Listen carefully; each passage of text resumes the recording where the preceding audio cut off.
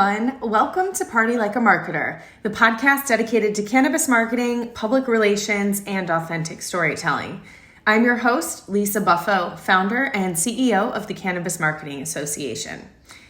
We're about a week away from our annual Cannabis Marketing Summit, June 21st through 23rd in Denver, Colorado, for 2.5 days of cannabis marketing speakers, best practices, and networking over 3 stages at the Hilton City Center. This year's theme is doing more with less, scaling sustainably.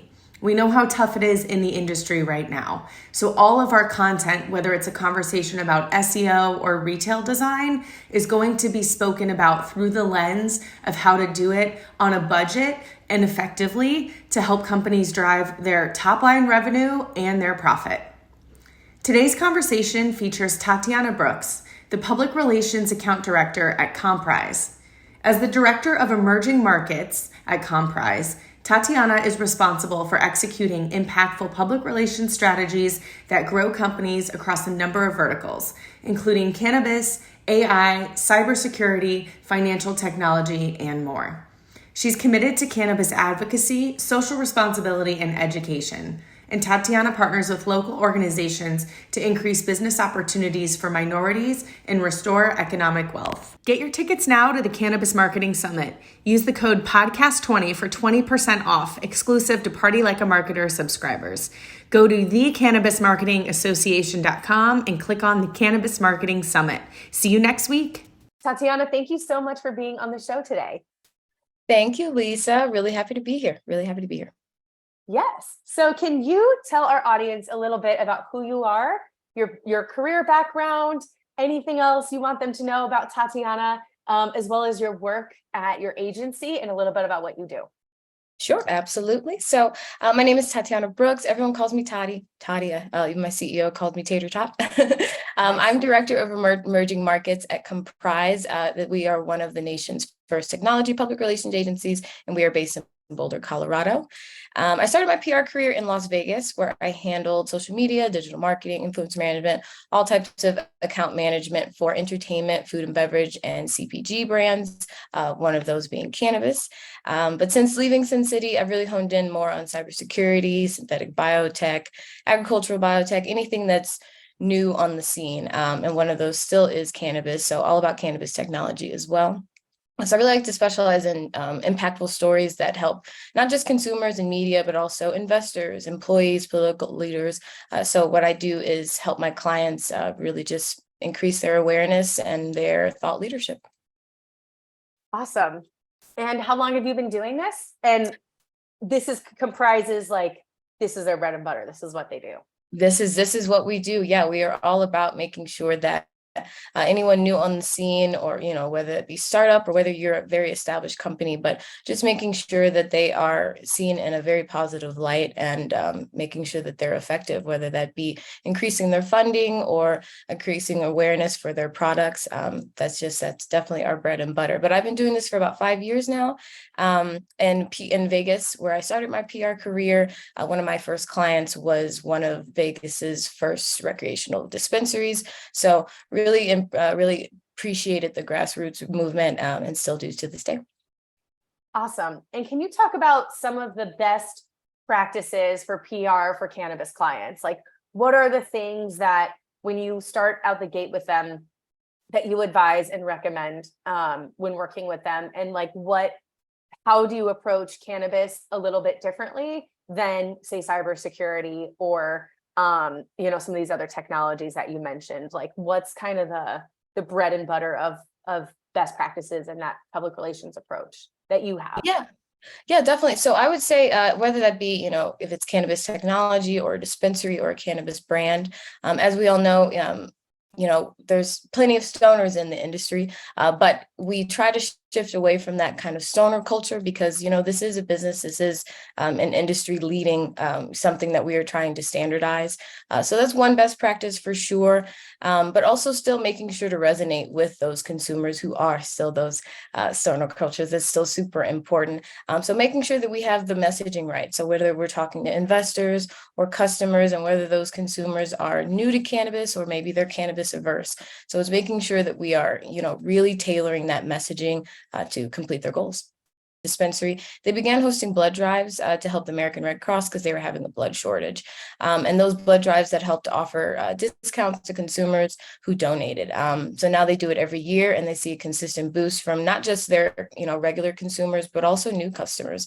One of their customers even said, I didn't know anything about cannabis. I was just trying to give back, but I ended up walking into the store and trying it, and now I loved it. So it was a great way to help the community, but also drive sales. So definitely giving back is something that I have seen go really far. I know it can be tough, especially right now. Cannabis is in a downturn overall, but there's still some opportunities to give back that may not have a huge lift on your marketing area. Another strategy I'd say is, responsible cannabis marketing. That's something that myself and my CEO, Doyle Albee, we're going to be speaking at the Cannabis Marketing Summit soon, later this month. And I know, I'm super excited. Our presentation is going to be on lessons that the cannabis industry can take from the alcohol industry when it comes to responsible marketing. So we'll definitely be diving into what the alcohol industry did, but from the cannabis side, we just really want to make sure that the marketing strategies we're doing protects them from anything, as well as claims from saying that cannabis is unsafe, or anything, let's say that there are upcoming potency caps that we need to worry about. Those effective marketing strategies, making sure people know, you have to be ID'd several times before you go into a dispensary. Those types of things need to be shared with consumers, and it'll help just protect them overall. So you're saying, as an actual strategy to educate consumers on compliance and what to expect, so that you are building that trust as far as expectations matching reality, and that they know what they're getting into, not just as far as the product itself, but the experience of purchasing and compliantly purchasing cannabis. Right, absolutely. And it's not to say, your day-to-day consumers, they're not walking into your dispensary because, they're being ID'd. So it's not necessarily messaging for them, but it's for, it's for parents, it's for school leaders who are worried about, the negative aspects that may be associated with cannabis. But this is an additional way to protect you from that. For example, you walk into a liquor store, you can have your child with you. That's something that not a lot of consumers know, is that dispensaries, you have to be ID'd once, twice, maybe even 3 times before you walk out with your purchase. Some dispensaries, you have to have your product in a bag. Sometimes there's additional labeling on there. So I think talking about those things, it helps relieve those cannabis averse, and then may even take them from cannabis averse to cannabis curious, to maybe even becoming a cannabis connoisseur, excuse me. It never occurred to me, that analogy about children being actually allowed into liquor stores. That's so obvious, but it just that just clicked how much of a difference that is, and what an possible barrier for parents to be able to go, because they have to either be by themselves or have childcare, or the kid would need to be old enough to be able to sit in the car for a little bit by themselves. That actually really does affect things. That one never occurred to me. Yeah. And these are things that need to be discussed, because we are regulated far more than, other industries. So like I said, it's not for those cannabis enthusiasts. They're not walking in because, yay, my favorite dispensary really cares about IDing. That's not something that they're maybe thinking of as top of mind, but it's an added barrier that we need to be discussing in a more public stance, to make sure that people know that this is something regulated. This is a business, this is a legal business, and we're doing the right things, and we're doing more than just crossing the T's and dotting the I's. And how does public relations play into the marketing mix? Because it seems like years ago, when cannabis was new, PR was such an obvious strategy. Everyone was really curious about it. It is protected by the First Amendment. So when it comes to regulations, you can in theory, say whatever you want to a journalist. It's not the same as putting together a campaign and launching it and putting it there. But, PR does involve brand storytelling. But I also feel like when I speak with journalists now, they are saying, there's so many new products launching. So many of them are similar, the kind of initial shiny objectness of the industry, and whatever new gummies brand just came out is starting to dull a bit, which is good in the sense that, okay, this is becoming more mainstream, that it's not headline news every time. This is what we all wanted, right? But how does PR play into the cannabis marketing mix, and how do you see brands being effective in it now and in the future, given that it is less of a hook, I think, at this point in time than it was in the Right. past? Yeah, well, I say they definitely both have to work hand in hand. That's really important for your marketing team and your PR team to be very well aligned, as well as with your social media team. And I know with, again, with cannabis being in quite a downturn, there are things that, get taken down or lost in the mix. Marketing and PR, those type of services start to becoming one of the first things that brands may be thinking, maybe something has to go. But when it comes to PR, it's supporting marketing in the sense of, marketing is getting your products out there, making sure your consumers know about them. But there's an added level, an added layer that's really important. So with PR, we're helping to make sure that journalists and writers know about the products that you're utilizing and putting out there. But also the thought leadership is a really big piece. One of our former clients, when we were working with them on one of their gummy brands, their gummies were it helps out for you're able to score them and have a bit more of a micro dose. So that was something that was fairly new to the market. So that marketing is helping and making sure the consumers know about it, but then the PR element is making sure that, people know that it is becoming a thing. And then it goes into thought leadership of, why do we need gummies that are less than 10 milligrams? And then it's talking about that it is one of the first things on the market. So that's another added layer of making sure that you're seen as a thought leader, you're seen as a revolutionary. And it's just more than just getting that product out there. So they all come together. Yeah, so you can still leverage it in that educational sense, like you were saying, that thought leadership can be tied to that education, which I think ultimately helps everybody at the end. Yeah, especially for an SEO as well. So if you put out a product and your consumers are aware of it from a marketing standpoint, but then it's also that PR standpoint is making sure Marijuana Venture covers it, making sure High Times covers it. That way, when people are looking for edibles that are less than 10 milligrams, they're searching for those, and boom, you're coming up and saying, this leader was just featured in High Times for their new product. Yes, that makes sense. And how does working with an agency like yours work? Tell me about that process and about the benefits of working with a PR agency and connecting with the media to ensure that things get covered.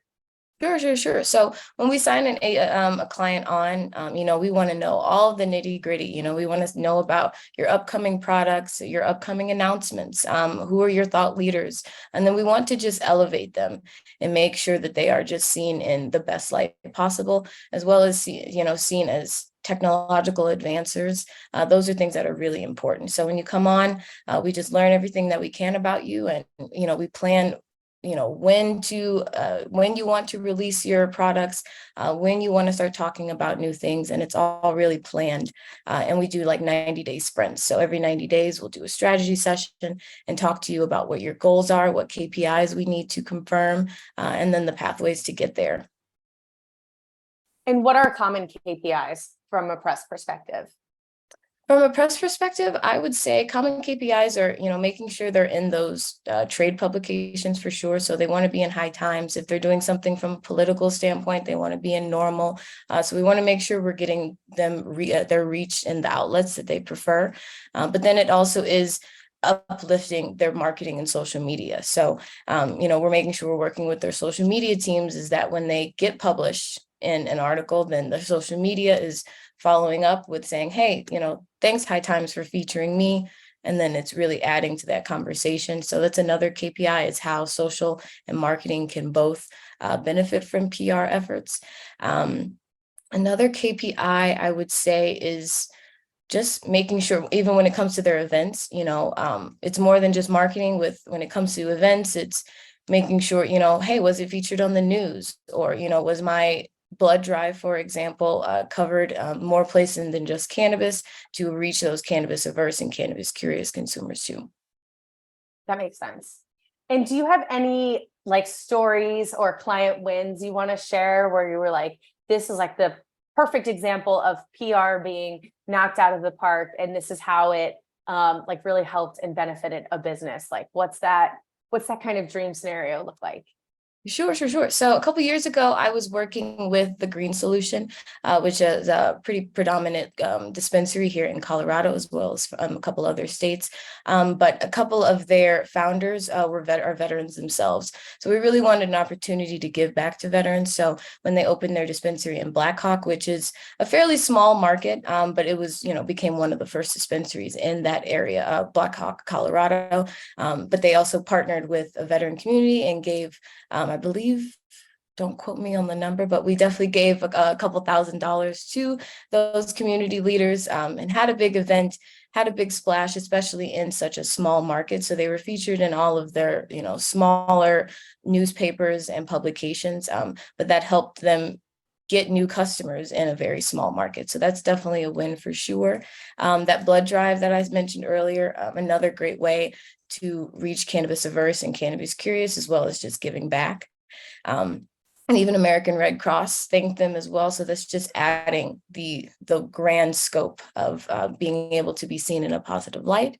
Those are just a couple really pretty recent. One recent one, we worked with Terrapin Care Station on releasing their first cannabis kind of vending machine. So, it was a new technological advancement. We got them featured in MJ BizCon. So just really cool things. Yeah. And I love the enforcement on give back, but also like creating win-win-win scenarios that have this snowball effect, where if you're doing something good for a certain community and the broader community too, so like veterans, for example, in Black Hawk, that there's a good story to tell there, more than just like this new dispensary opened and come check them out. It's like, here's who they are, here's the value, and how like serious that they see themselves within the community, and like, I guess I should say how serious that they're taking it. And it ties into their story. And I think sometimes we as marketers can make things like overly complicated and like overly metrics driven and overly analytical. And like, there's nothing wrong with that. But also it's like, when you step back and take a look at the bigger picture and think about like, what are people going to remember? What's going to really build trust and stick with them? What is going to be that working smarter and not harder? And it's like, there is a story to tell there, which is that the store opened, money was raised, money was donated, and it was donated to a meaningful cause, to the community and to the business. That's like triple bottom line, like win there. Exactly. Sometimes the story is already there. Sometimes Yeah. you just really think about your history, and that's, just a great part of storytelling, is sometimes when you're just looking within, finding out the true things that are passionate about who your client is, or even if you're just thinking about yourself. If you really go towards that and work off of those real experiences, that's when you have the most effective marketing, in my opinion. So when you are working with clients, do you sit down and ask them like, tell us your story, or like, what are your core values, or what are some of the things you would ask to, when you're saying the story's already there? Like, I'm assuming part of your job is being able to tease that out and then turn it into an action plan. So like, what does that look like, and how would our audience, if they're maybe startups or haven't worked with an agency before, like, how do you approach that process, and how should they be thinking about that as far as finding a story that they, instead of creating one, extracting one? For sure. Yeah. So in the beginning, it's a lot of conversation. When you're signing on a client, it's, finding out their history, finding out what makes them tick, finding out what their employees really care about, finding out what their founders care about. Maybe if we're not talking to a CEO, we're talking to someone's communications officer, right? So we're talking about the story of how their company came to be. Those are things that are really important, that need to stick with it. That story needs to stick through. And if you start by making sure that story is in from day one, it will continue on. So that's something we do quite often in the beginning. But once you have that friendship relationship, I like to become friends with my clients. I really do, because, it's a partnership. Yes, you're getting Comprise as a service, but what you're really getting is a partner, someone that cares about your future success. So just, really becoming friends with them is something that I really enjoy about my job. But when it comes to, say, early cannabis entrepreneurs, or perhaps you're a social equity applicant, right? You want that to stay rooted in you, or perhaps you started your cannabis business because, your mother wanted, really wanted medicine, or perhaps you wanted medicine. Maybe mental health is something that's important to you. Maybe, an uncle, has to be in prison for a nonviolent crime for cannabis, something like that. Keeping those stories alive, it helps generate sales, truly, because people want to contribute to something that is passionate, something that is worthwhile. And then it also just, it makes you happy overall. If you want to share those really meaningful stories, they should carry on throughout your business, and in your social media, in your marketing, and in your PR. Yeah, that's a really great point. I was just about to ask you a follow-up to that. I'm blinking. You had said something really good. No problem. I was just Okay. talking about, when it comes to how your company began, that those are really important things. So I definitely, you got it? Yes.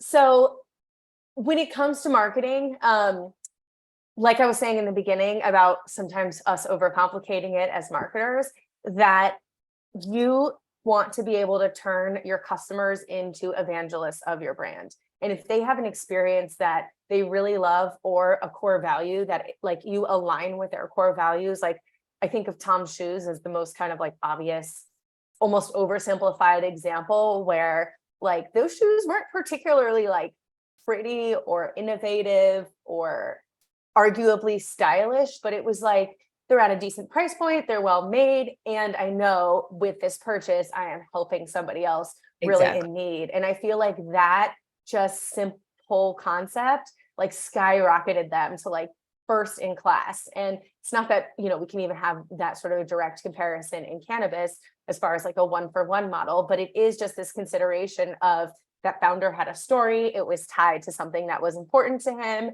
he built it into the business model, he was able to make it work, and that like directly hit at the emotional appeal of customers that allowed people to talk about it, for it to be recognizable, and then like even with that Blackhawk example, like that snowball effect for it to like keep going and to keep getting bigger. And having that authenticity in your messaging and that story that folks can resonate with in your messaging can often be like way more simple than just like what is the latest deal that we're running, or like what are the product benefits. Like we actually just did a webinar last week with 5 of the top editors in cannabis, with MG Magazine, Marijuana Venture, MJ Biz, and they were all talking about like what not to do. And one of the things they said was like, don't send a press release with your prices, and don't send a press release with you're just like listing off your product attributes, like that there's not a story there, and that doesn't differentiate at all. And essentially, like, this wasn't their words, but essentially what they were saying was like, how does that matter to our readers? Like, how are you appealing to the readers? You need to keep that in mind. So Exactly. I They just like really how you tied that in. Yeah. Yeah, they really care about, are you first? Are you biggest? Are you, what makes you different? Your differentiators are so important. And you don't want to steer clear of them. You don't want to brag, of course, but you want to make sure people know that, what makes you different? Why do I want this cannabis gummy versus something else? Or why is this cannabis coffee better than regular coffee? You want to talk about those differentiators, and definitely steer away from prices and press releases. Yeah. Like think like a journalist, right? Like what are they doing, and how do they have to write? What is their kind of process for that? And then if you can meet them as much there as possible, you're going to have a more likely chance of being covered. And I think that's one of the benefits about working with agencies, is that you all not only know how to do that, but you have these longer standing relationships with reporters and the media, and can know and advise on this is what they'll like and this is what's different, and here's how to take your story and craft it, versus just having folks send it. They also mentioned too, I will say, it didn't even occur to me that this was something that was happening, that they're starting to get press releases that are like generated by like AI and Chat GPT. And they were like, we can tell, like, we know when a human sat and write that versus like, an admin in your office who cranked it out on ChatGPT, and that you immediately are losing trust with reporters there. So it's just like that. Working smarter, not harder, isn't always spending less time on things or being less considerate, because it can actually kind of come around and bite you if you don't know how to craft that message and deliver Exactly. It can definitely bite you in the butt. Our agency, we talk about it every day. We definitely want to stay on top of the latest tools. But we have to use AI to benefit us, not to make us look bad. So that they can definitely tell, because, it is a robot, it lacks the emotion. It may not have updated information. I think it only goes back to 2021. So there are things that it just simply doesn't know. So you have to use it to benefit you. You definitely don't want it to appear that a robot wrote it. For sure. Mm-hmm. And given that you've been working in this space for a while now, and you have a lot of experience in all these different industries, what is some advice that you received at the beginning of your career that you have found is still true? And also, what's the flip side? Like, is there any advice that you're like, this is what I thought coming into PR, and then this is not actually how it is? Yeah, I would definitely say when it comes to PR, again, it's definitely about those relationships that you're building, especially when it comes to PR. Speaking with journalists, there are still journalists that I met, at conferences 5 years ago that I still keep in contact with over email, or just, oh, you had a baby, just keeping those relationships are super important. It doesn't stop when you give them your business card. It involves you keep going, and you're still making those connections day to day.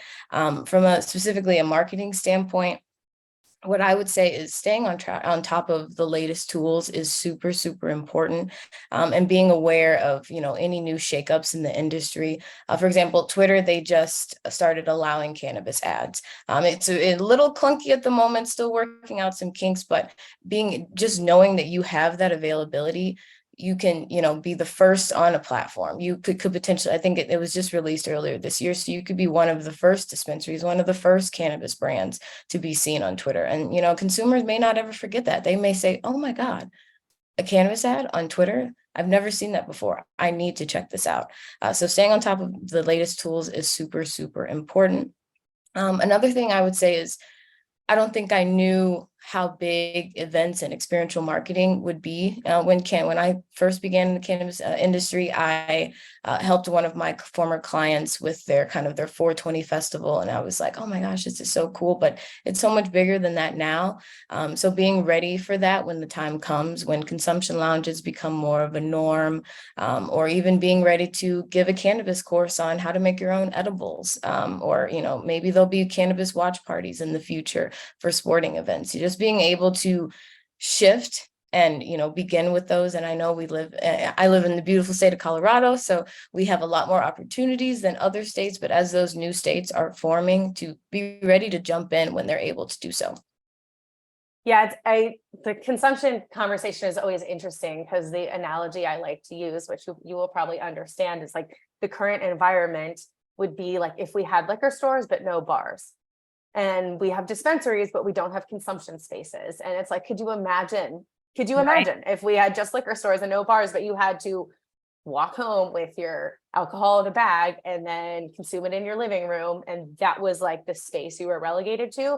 That's the current phase that we're in. Yeah, especially, and I started in Las Vegas, so that was a message I was often having to really navigate, because Vegas is a big tourist city. So we have people coming into my clients' store saying, oh, I can't wait to buy cannabis, but wait, I can't smoke it at the hotel.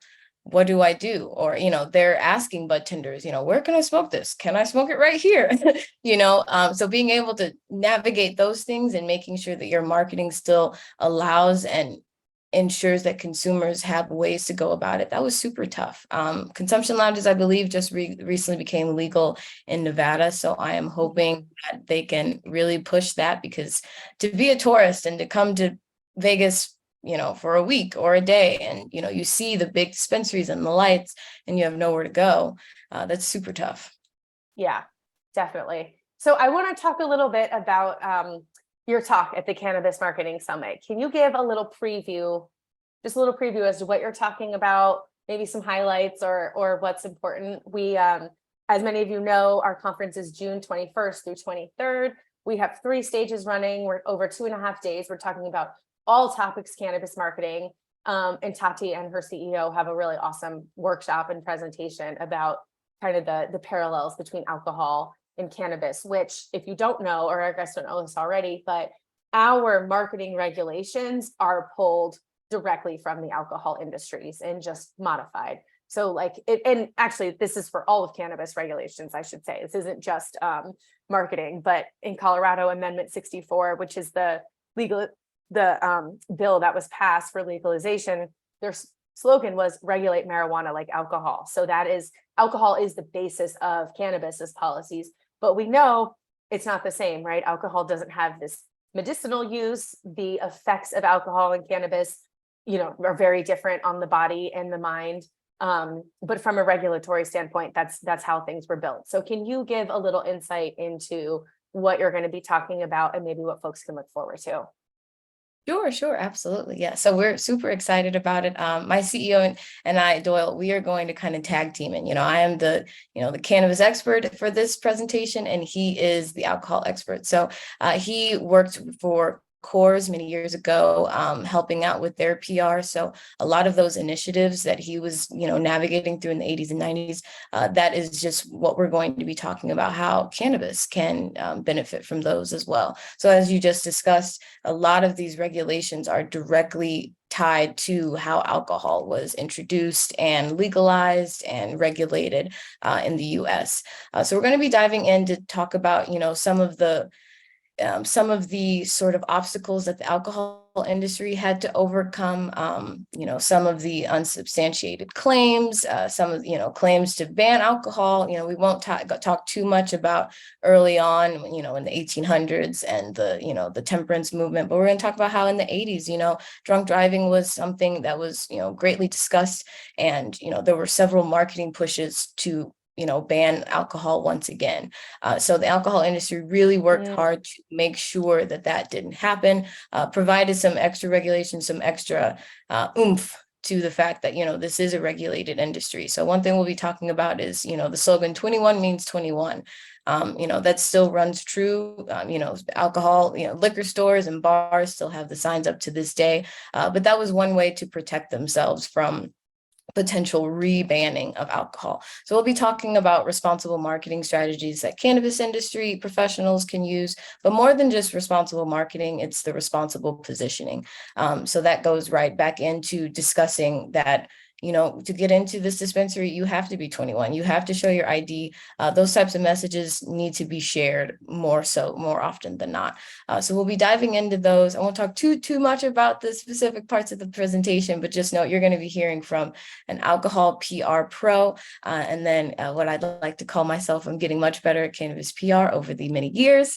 So you're going to see how we're, going back and forth and talking about what did alcohol do and how can cannabis benefit this? Because as time goes on, we are going to be, I don't want to say attacked, but, as, things are going to be legalized in the near future, more states are, becoming legalized. We have Safe Banking Act to potentially, hopefully, fingers crossed, see that will help. But, when those things come about, that means refuters come with it.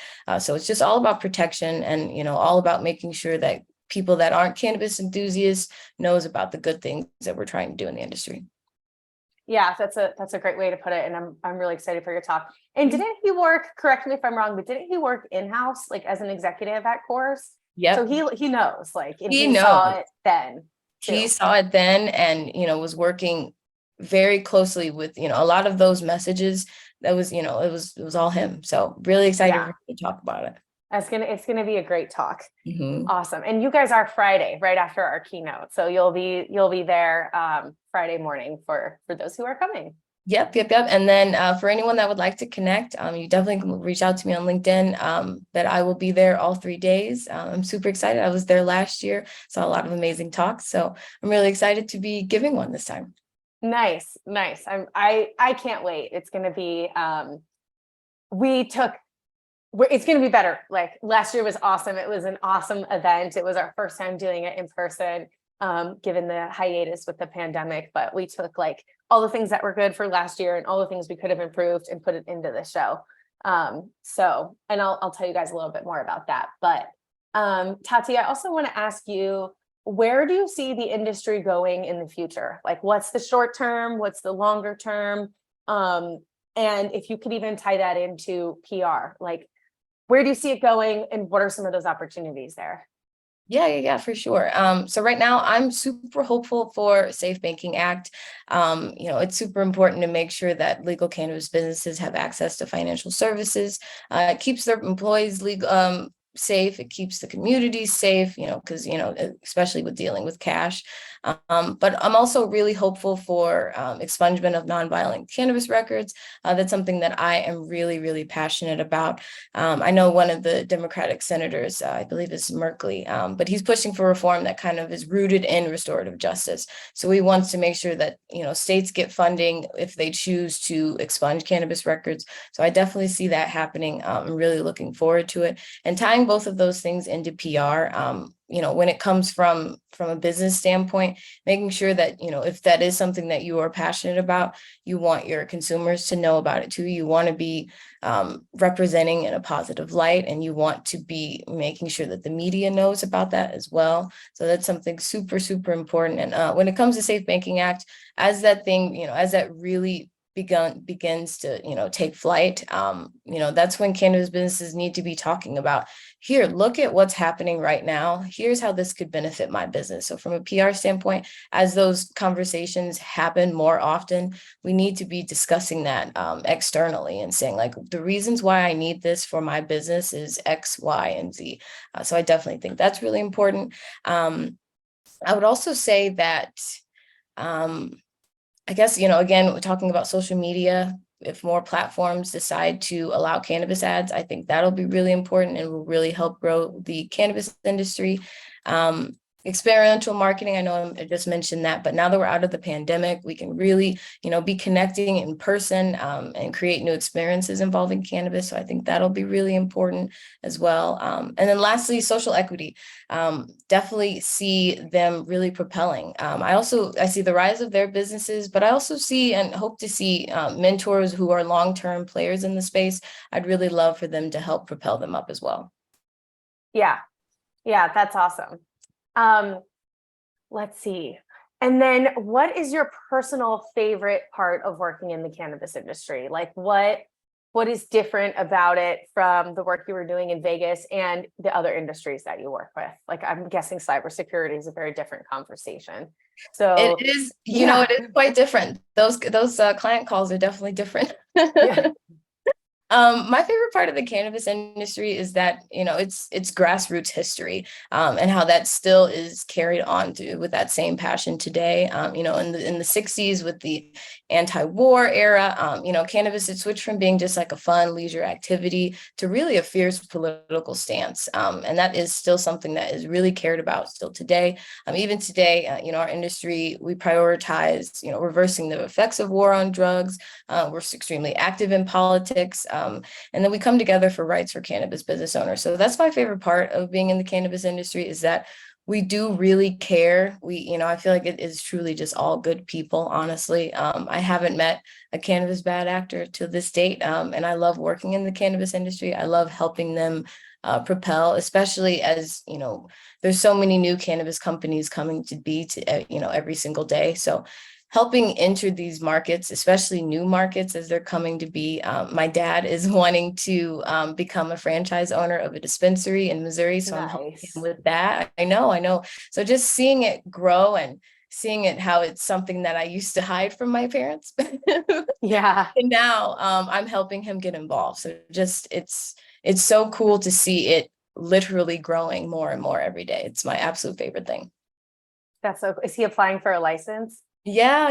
He's applying for a license. So helping him through that whole thing. And it's so crazy that he, now I don't have to hide it. Well, I mean, I haven't hid it definitely since I started working in it 5 years ago, but to see him seeing the benefits of it, seeing him understand how it's helped me over the years for personal use and helped propel my career, and how I've, he's always following along. He's going to be watching this. So Nice. seeing how Hi, I'm Dad. helping clients, I know, right? Hi, Dad. Seeing how he's helping clients, increase their sales and, become, true thought leaders in the industry. That's just really cool to see. Nice. Yeah, I love that. Well, Tati, thank you so much. Is there any contact information you want to share anywhere on social, email, website, so our audience can find you? Yeah. So Comprise.agency, that is our PR agency. If you're interested in speaking about our services, we would love to connect with you. You can reach me at LinkedIn/Tati Brooks. That's the best way there. And then also just at the event, I would love to talk to any and everyone. I'm really looking forward to it. I will be at every single event, and I'm really looking forward to it. Yes, thank you so much for your time. Thank you, Lisa. I can't wait. And I'll definitely have to come say hi to you later this month. I will see you there. Awesome. Cool. Thank you. I appreciate it. Get your tickets now to the Cannabis Marketing Summit. Use the code podcast20 for 20% off, exclusive to Party Like a Marketer subscribers. Go to thecannabismarketingassociation.com and click on the Cannabis Marketing Summit. See you next week. Thank you all for listening to today's episode. We'll see you next week, and we'll see you in June at the Cannabis Marketing Summit. Get your tickets now at thecannabismarketingassociation.com to get your free entry to the CMA 7's Marketing Awards.